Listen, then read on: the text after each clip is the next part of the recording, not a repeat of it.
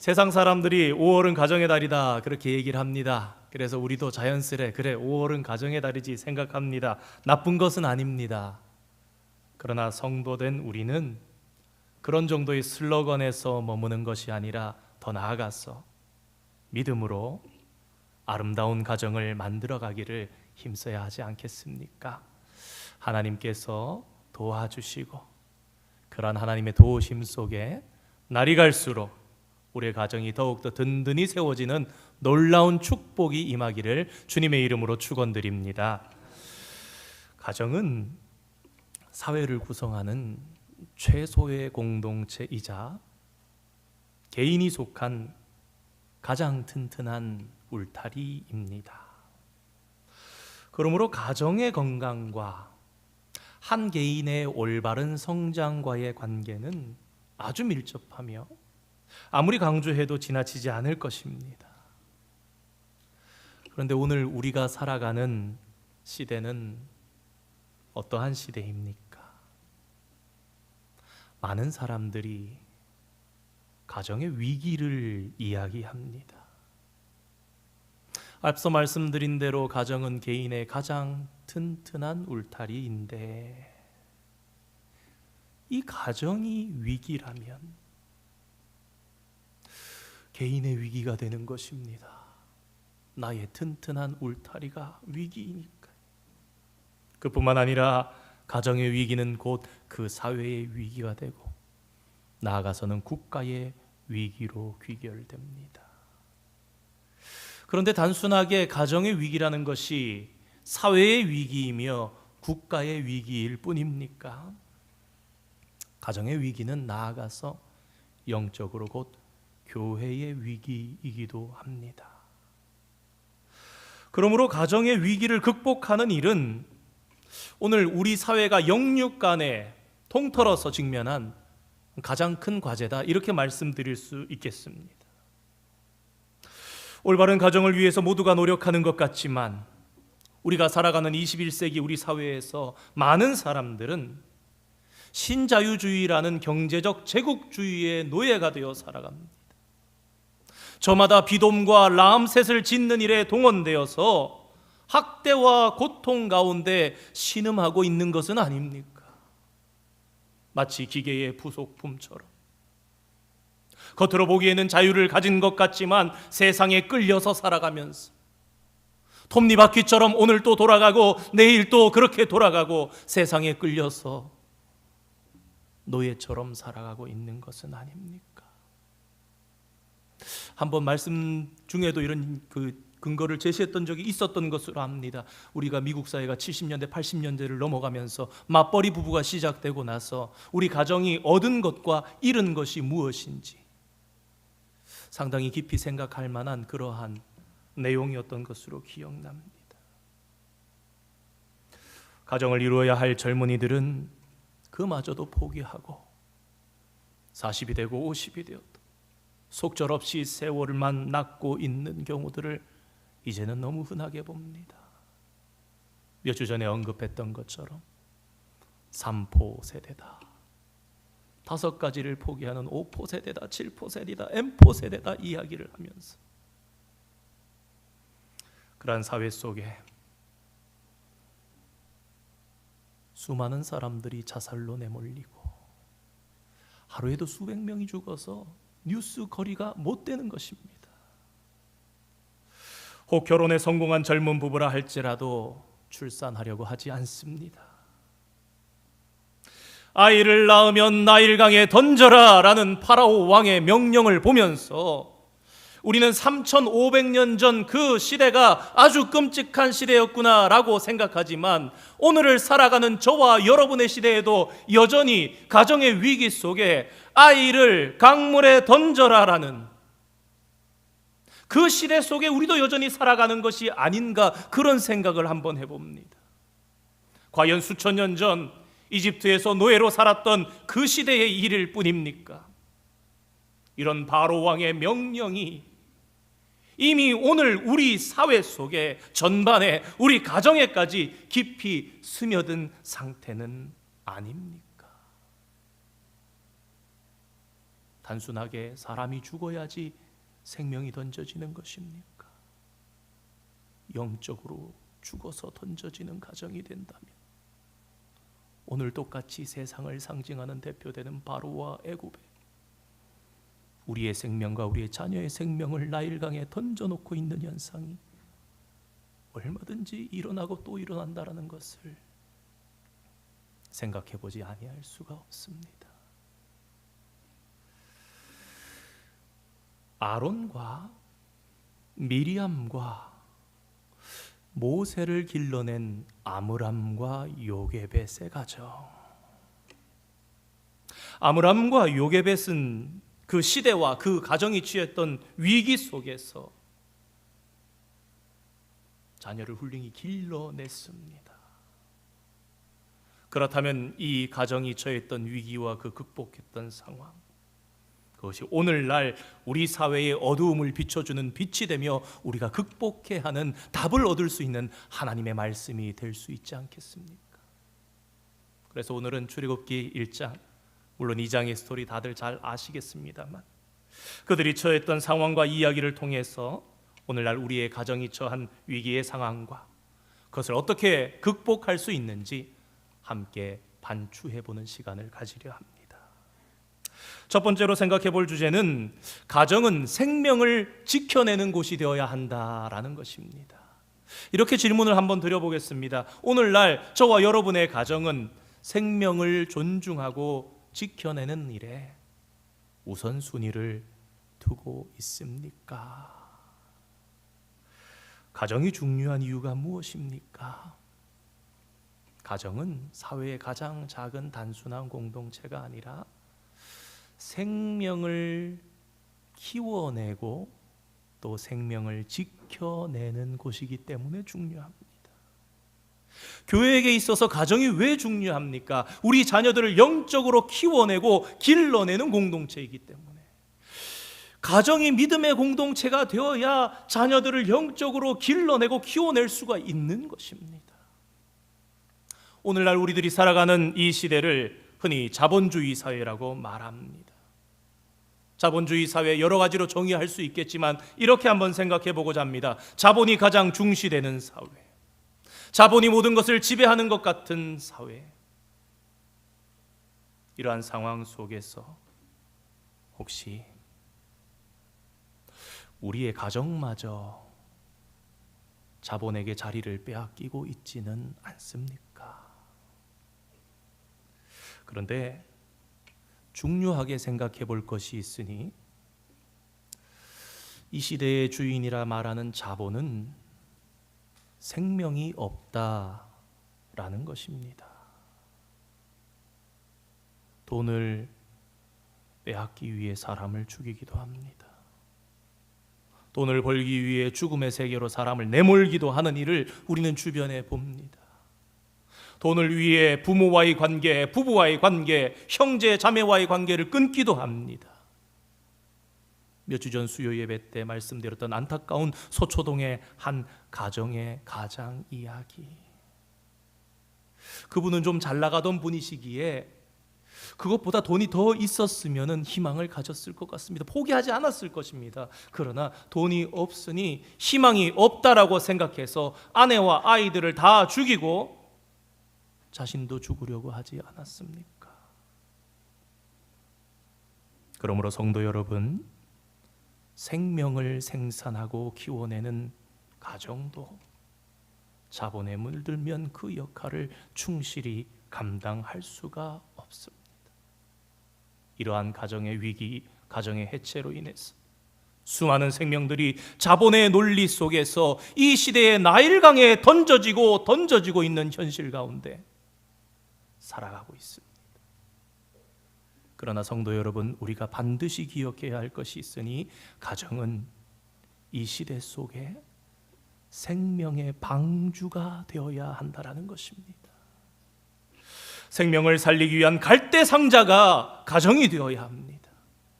일전에 수요 예배 때 말씀드렸던 것처럼 또 이번에 강사 목사님 오셔서 한번 또 말씀하셨죠. 모세를 담았던 갈대 상자, 그것이 곧 노아의 대홍수 때의 방주라고. 그냥 만들어서 역청을 발랐던 것이 아니라 노아가 되어서 요게벳이 역청을 발랐던 거예요. 들으면서 여담입니다만은 저분이 어떻게 저렇게 포인트를 잘 집어서 핵심을 말씀하시지?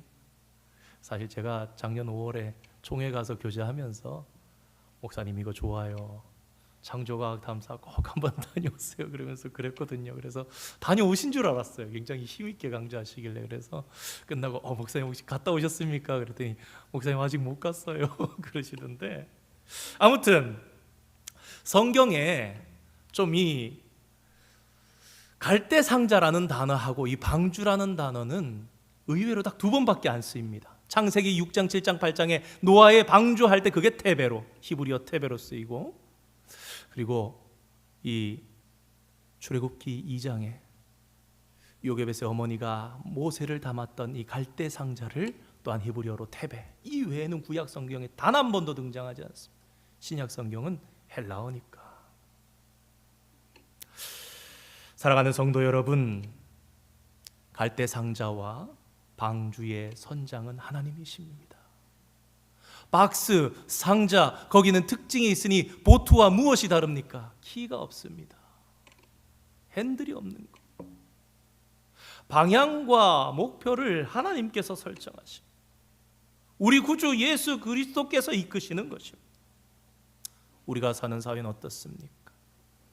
IMF 위기, 서브프라임 모기지로 인한 금융위기, 가계의 부채, 부동산 시장의 위험 등 우리 시대에는 하루가 멀다고 들려오는 자본의 쓰나미들로 인해서 수많은 생명들이 죽음의 강에 던져지고 있습니다. 거기에서 요동칩니다. 이란과 이스라엘이 곧 전쟁을 한다는 소식이 아마 한 2주쯤 전이었나요? 바로 기름값이 매일 오르더라고요. 새벽마다 올 때마다 보니까 샘스에 오르고 또 오르고, 요 며칠 조금 주춤하는 것 같은데 환율이 널뜁니다. 그 속에 그야말로 우리는 속수무책이 됩니다. 그런데 성경을 보면 생명을 지키고 생명을 품어야 할 가정, 생명의 핵심은 피에 있다라는 말씀을, 오늘 말씀을 생각하면서 레위기 17장 11절 말씀입니다. 육체의 생명은 피에 있음이라. 성도 여러분, 피는 따뜻합니다. 살아있는 피는 따뜻한 거예요. 그리고 가정은 피를 나눈 공동체입니다. 그러므로 함께 할 때 우리는 따뜻함을 느낄 수가 있습니다. 그러나 자본에는 생명이 없습니다. 그러므로 자본에는 피도 눈물도 없습니다. 여러분, 요게벳의 가정을 한번 생각해 보시기 바랍니다. 아므람과 요게벳의 가정은요, 생명이 태어나면 나일강에 던지라는 바로의 절대 권력의 명령에 맞서서 아빠와 엄마와 아이들이 이 생명을 살리기 위해서 온 구성원이 힘을 다하는 모습을 보여줍니다.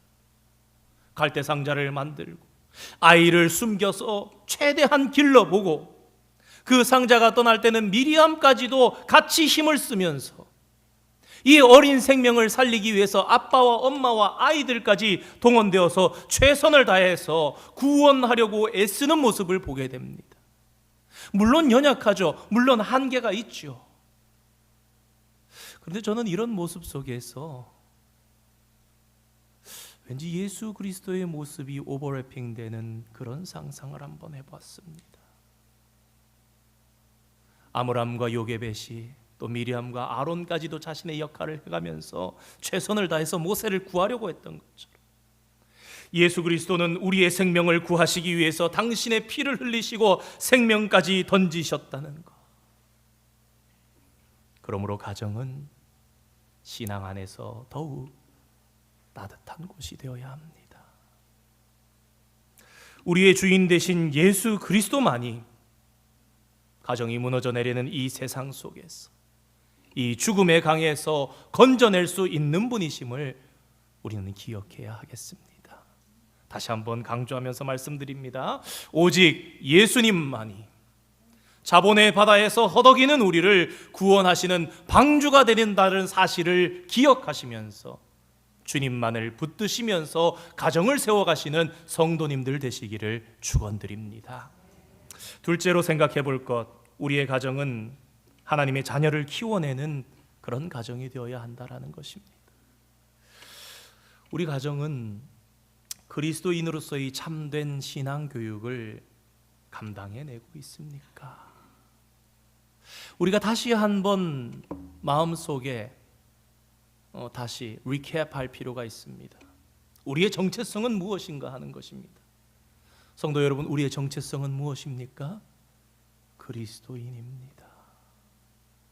크리스천으로서의 정체성을 가르치고 훈련시키는 일에 가정보다 더 효과적인 곳은 없습니다. 가정은 한 생명체가 가장 오랫동안 생활하는 공간이기 때문입니다. 그런데 오늘날 현실은 어떻습니까? 우리의 자녀가 하나님 앞에 올바르게 자라가는 것의 중요성보다 혹 저와 여러분은 우리 자녀가 이 세상에서 이기고 살아남는 법에 그것을 가르치는 일에 더 관심이 많이 있지는 않습니까? 이런 생각을 한번 해보았습니다. 우리 가정의 자녀들이 학교에 공부를 안 할 때는 너 이렇게 놀면 어떡하냐? 공부해야지. 숙제는 다 했냐? 그런 일은 있었는데 너 왜 요새 성경 잘 안 읽냐? 너 왜 요즘 큐티 안 하냐? 심각하게 생각하면서 우리의 자녀를 양육했던 일은 얼마나 됩니까? 교육 전도사 시절을 되짚어 생각해 보면 중고등부 수련을 하면서 가장 힘든 것이 일단 어떻게든 아이들을 참석시켜야 되는데 끌고 가기만 하면 핸드폰 못 보고 어디 갈 수도 없으니까 어찌 됐든 하나님 살아계심을 기도하고 그 밤에 찬송하고 기도할 것밖에 없거든요. 그럼 아이들이 그러다가 분위기 가운데 그러다가 기도하고 그러다가 주님 만나고 그러다가 눈물을 흘리고 그렇게 주님 만나고 그 기억 붙잡고 그 주님 체험하고 평생을 신앙 안에서 살아가는 경우를 많이 보는데, 그래서 어떻게든지 끌고 가야 되거든요. 가장 큰 걸림돌이 무엇인가? 공부 그리고 부모입니다. 목사님, 이번에 저희 아이는 수련회 가기가 어려울 것 같습니다. 학원에 가고 보충 수업을 해서 좀 2학기 때는 제대로 좀 따라가야 될 것 같습니다. 그러는 분들이 의외로 제가 경험했던 퍼센티지로 보면 교회 중직분자 자녀가 더 많습니다. 안수 집사님, 할아버지가 장로님, 다 그런 건 아니겠지. 더 힘든 거예요, 더 힘든. 임원인데 막 못 간다. 회장인데 할아버지가 교회 장로님, 죄송합니다. 우리 교회 장로님들 다 좋으신데 우리 지난주 수요일 날 며칠 전에 우리 전도사님 설교하셨는데 예화가 너무너무 마음에 와닿아서, 지난 코로나 기간 가운데에 온라인으로밖에 수업을 못했지 않습니까? 교회도 수개월간 온라인으로밖에 아이들 예배 못했지 않습니까? 한 교회에서 교육부 전도사님이었던 걸로 기억납니다. 그래서 예배만 온라인으로 드리고 안 되니까 부모님의 협조를 구하면서 일주일에 한 번, 매일도 아니고 일주일에 한 번, 한 10분에서 15분 정도 도와주고 확인하면 되는 과제를 냈더니 어느 정도 하다가 학부모님들이 호소를 하더래요. 힘들다, 어렵다, 심지어 괴롭다라는 이야기까지 하면서. 그런데 같은 동일한 코로나 기간 동안에 학교에서도 마찬가지의 어려움을 겪지 않습니까? 애들이 잘 하고 있는지 숙제를 내줬다 이거예요. 일주일에 한 번의 숙제가 아니라 매일 몇 시간씩 해야 하는 숙제를 내줬는데 그 부모들이 그것을 확인하고 점검하는 일을 해야 하는데, 놀랍게도 어느 학부모도 불평하거나 못하겠다고 호소하거나 그랬던 부모가 한 사람도 없이 이 일을 잘 도와주었다라는 것입니다.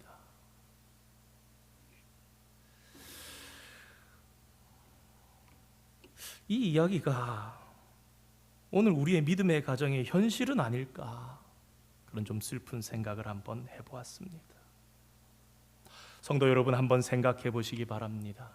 아므람과 요게벳은 암울했던 이집트의 노예 생활 속에서도 어린 모세를 공주의 아들이 아닌 이스라엘 백성의 아들로 키워냈습니다.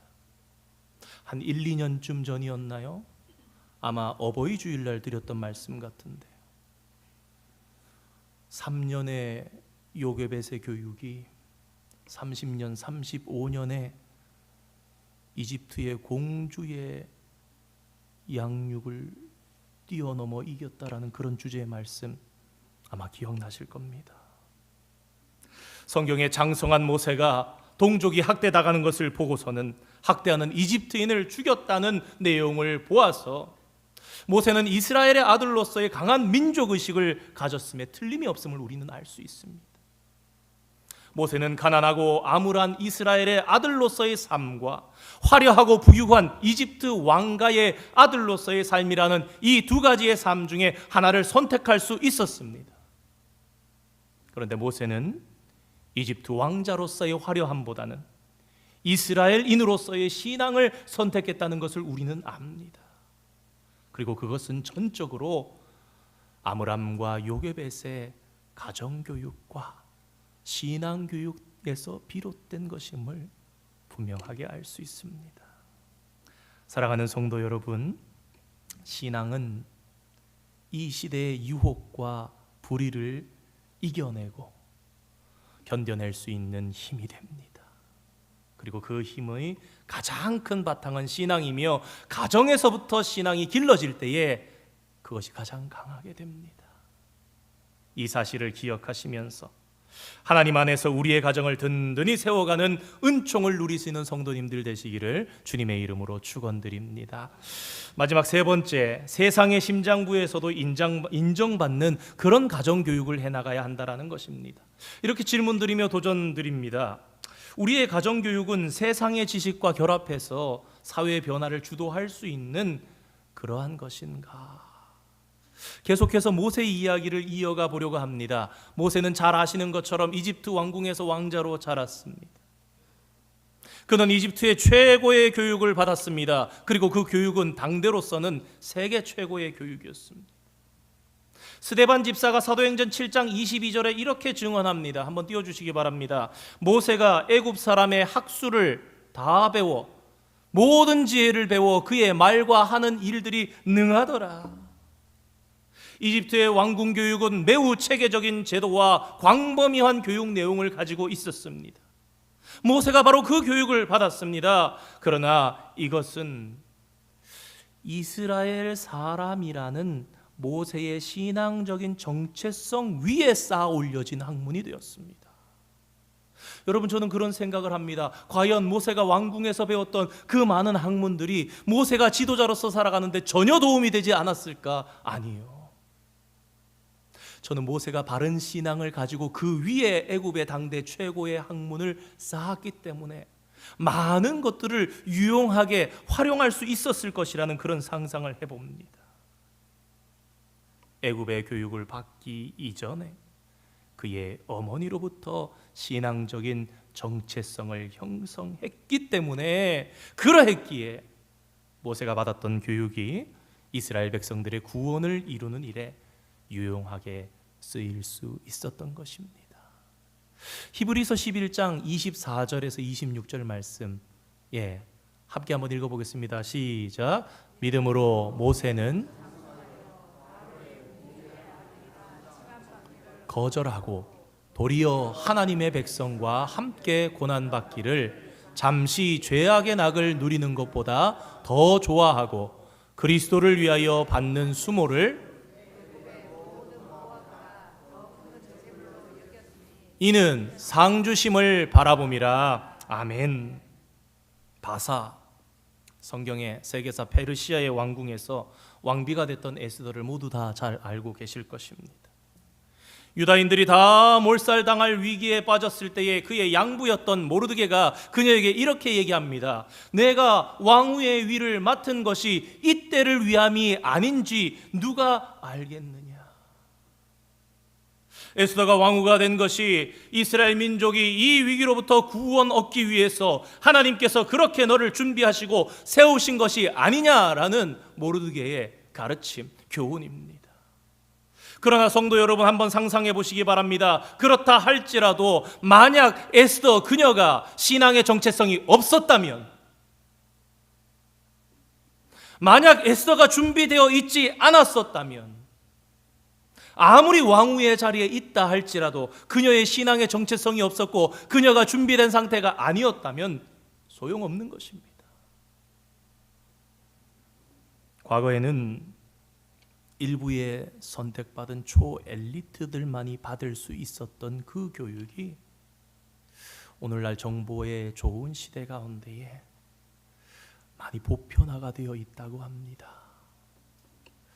오늘날 또 대학이나 대학원에서 이루어지는 전문적인 학문의 내용은 실로 방대하기 그지없습니다. 그러나 성도 여러분, 우리가 기억해야 할 것이 있습니다.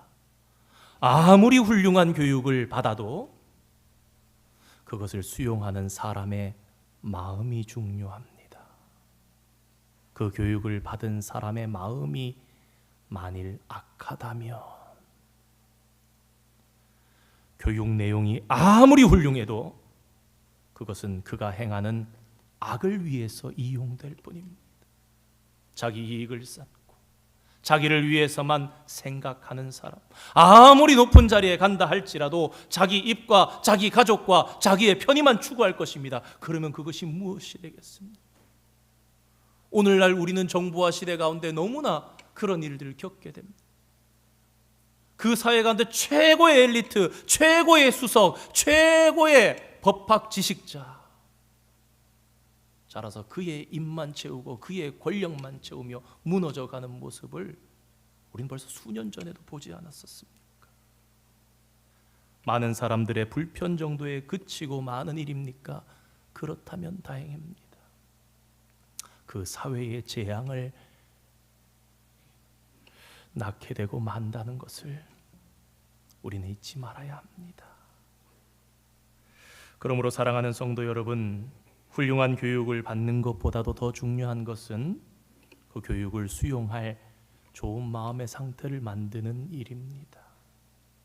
그 마음의 상태가 하나님을 경외하는 신앙을 바탕에 두고 있는가? 아니면 자신의 명예와 욕망의 바탕을 두고 나를 사랑하는 것으로, 내 이익과 내 욕심을 채우는 것으로 끝나는가 하는 것은 그야말로 천냥지차입니다. 사랑하는 성도 여러분, 우리는 어릴 때부터 자녀의 교육에 많은 정성을 들입니다. 그런데 교육에 많은 정성을 들이는 것보다 더 중요한 것이 있으니 그것은 교육의 목적과 방향입니다. 우리 자녀가 무엇을 위해 또 어떤 방향으로 공부하는 것일까? 이것이 튼튼하지 않으면 결국은 공든탑이라 할지라도 무너지고 만다라는 것을 알아야 합니다. 자녀는 부모의 거울이다 하는 말이 있습니다. 여러분, 그 가정의 엄마, 아빠가 어떤 사람인지 제일 잘 아는 직업이 있다는데 무엇인지 아시겠습니까? 유치원 선생님입니다. 그 아이들은 거짓말을 잘 못합니다. 그래서 집에 있는 이야기들을 미주알 고주알 유치원에 가서 그냥 그대로 얘기합니다. 선생님, 이거 엄마가 말하지 말라 그랬는데요, 이러면서 얘기하고. 그리고 그 아이들이 놀고 행동하는 친구들과의 관계와 모든 것들 속에서도 엄마 아빠의 생활이 그대로 반영되는 거예요. 또 누군가는 이렇게 말했습니다. 자녀는 하나님이 보내주신 의사다. 오늘 어린이 주일이라서 어린이에 대한 예화를 하나 드리고 말씀을 마치려 합니다. 좀 마음에 드는 예화를 찾으려고 많이 애썼는데 수필집에 있던 이야기입니다. 아마 실화인 것 같아요. 부엌에서 음식을 챙기고 있는 엄마에게 6살 난 딸 수지가 묻는다. 엄마, 누구 주려고? 네 친구 해나 엄마가 아프셔서 가져다 드리려고. 어디가 아픈데요? 가슴이 아파. 왜요? 얼마 전에 해나의 언니를 교통사고로 잃었단다. 아, 네. 하면서 자기 방으로 돌아갔던 수지가 얼마 뒤 해나의 집 문을 두드렸다. 해나 엄마는 수지를 보자마자 울먹이면서 물었다. 무슨 일로 왔니?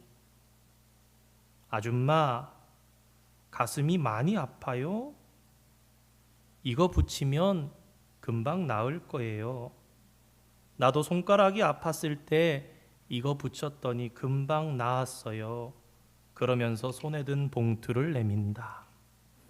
6살 수지의 얼굴에도 눈물 자국이 있다. 봉투 안에 든 것은 일회용 반창고였다. 해나 엄마는 수지를 품에 꼭 안고 고맙다 수지야 하면서 흐느껴 운다. 해나 엄마는 예쁜 병에다가 수지가 준 그 반창고를 넣어두고서는 딸이 생각나고 가슴이 아플 때마다 그것을 보면서 아픈 마음을 달랬다. 자녀는 하나님이 보내주신 의사이다. 근데 모든 아이들이 다 그런 건 아닙니다. 이런 따뜻한 가슴을 가진 아이, 공감할 수 있는 아이, 사랑을 베풀 수 있는 아이, 그런 아름다운 마음을 가진 자녀, 사랑받고 준비되어 있는 자녀로 길러내는 그런 가정이 바로 저와 여러분의 가정이 되어야 하지 않겠습니까?